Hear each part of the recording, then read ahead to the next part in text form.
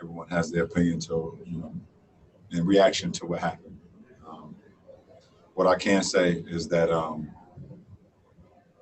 if you're sitting here telling me that there was no way to subdue that gentleman, or detain him, or to just before the firing of guns, then you sitting here, you lying to not only me, you lying to every African American, every Black person in the community, because we see it over and over and over. There was multiple, if you watch the video, there was multiple moments where if they wanted to, they could have tackled him, they could have grabbed him.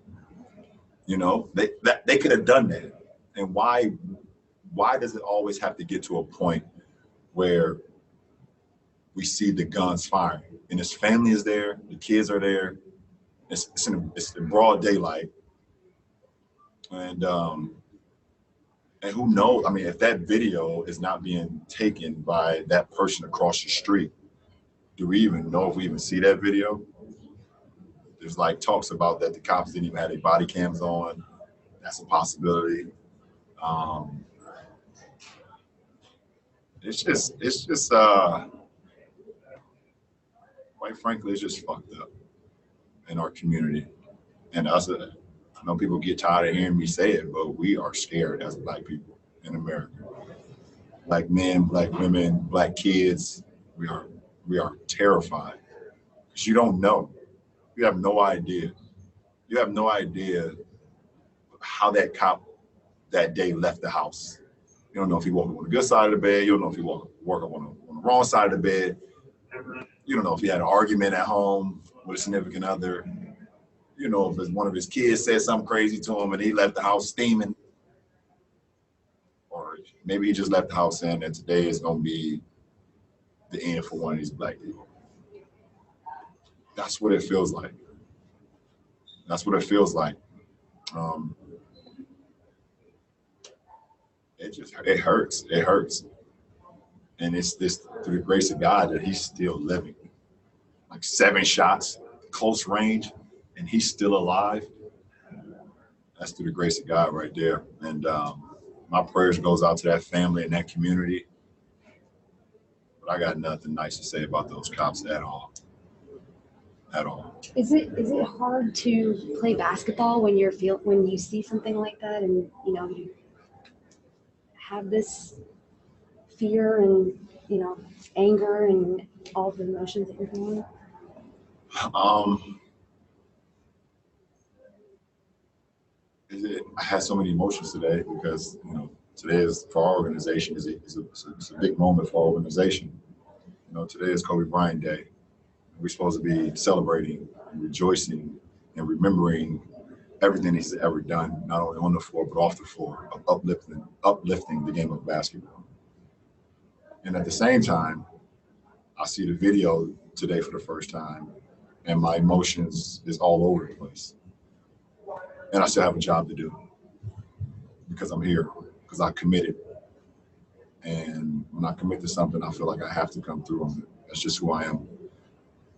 But it does not mean that I don't see what's going on and I won't say anything or continue to use my platform and continue to use my voice and continue to uplift all the other athletes that let them know that they can say and do what's right and not fear what other people's opinions are.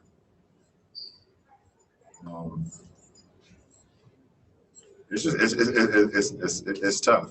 It's tough, and like we want change. As a community, we really want change, and it doesn't not only just end in November, but it starts there. And but we got to continue to still keep our foot on the pedal. Then, even if we get what we want, we still need more. What are we getting? Because right now, of what's going on it's just not okay. And but I hope I can continue to uplift my community, uplift communities all over America, uplift the Black community. Like I said, that's part of the reason why I started More Than a Vote, to just to get people to understand how important our voices are. And luxury of partnering with NAACP today, trying to get younger kids in there to help with the polls and things of that nature because of COVID, and the older generation are at risk, and it's just so much that we have to do. It's not like it's going to happen tomorrow, but being organized and having a plan and keeping our keeping our feet on the gas pedal is something that we got to do. I know I'm kind of all over the place, but my emotions is all over the place as well. It's really, I can't even enjoy a playoff win right now, which is the sad part. All right, we're gonna take a couple more. Kyle. Sorry, I know this is emotional. You can ask me anything. It's all right. You told us a couple weeks ago that you had this desire maybe to be out there with some of the Black Lives Matter marches and things like that. Obviously, here you have to take the behind closed doors approach to a lot of these issues. How do you kind of balance maybe your desire to have your hands on the situation versus the need to kind of have that organized plan? I don't think I'm behind closed doors, because I can get up in it right now and talk to you guys about what's going on.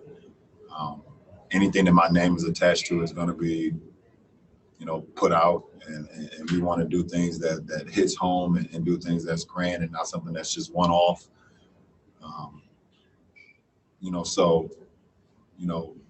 I'm having conversations every day. I got half of, my brain, locked in on the playoffs, and the other half locked in on how the hell I can help Black people become greater in America. And, that's what it's all about. Anybody got another one? Yeah, LeBron, to follow on what you're talking about, this whole situation, the importance of voting. What expectations do you have of what reforms need to be implemented so that police are held accountable?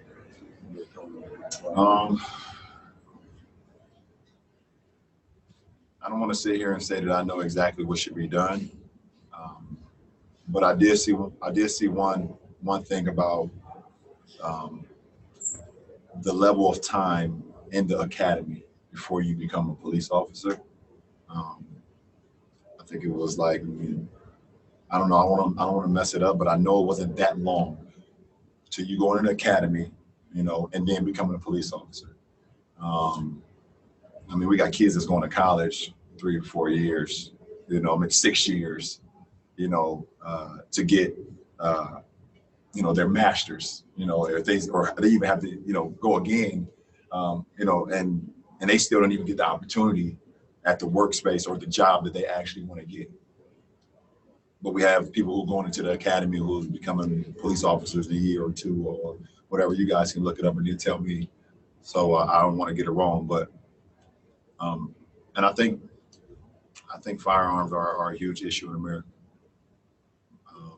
I don't know how you clean that up.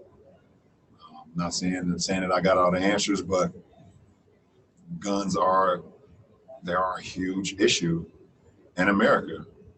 They're not used for just hunting, that a lot of people do for sport. We right now, for Black people right now, we are hunting. We think it's you hunting us.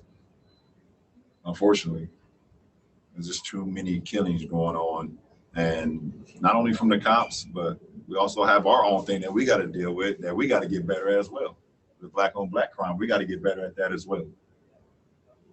But what we continue to see from the people that's supposed to serve and protect, when I was in elementary and they used to come, to the elementary and they used to talk about how they, grade give us T-shirts, if I was a crime dog, used to come to the dare, yeah.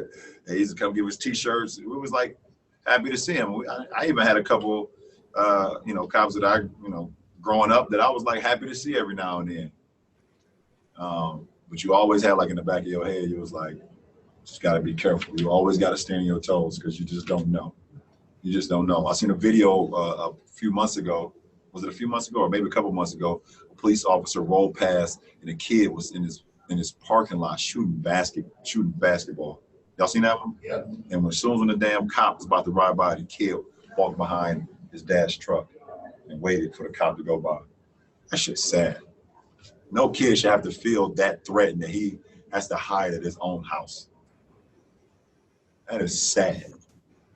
But I know what he's going through because I was one of those kids when I lived in the projects that when I seen a cop going, we hid behind the brick wall and wait for it to roll out. And if we seen the cop lights come on, we ran.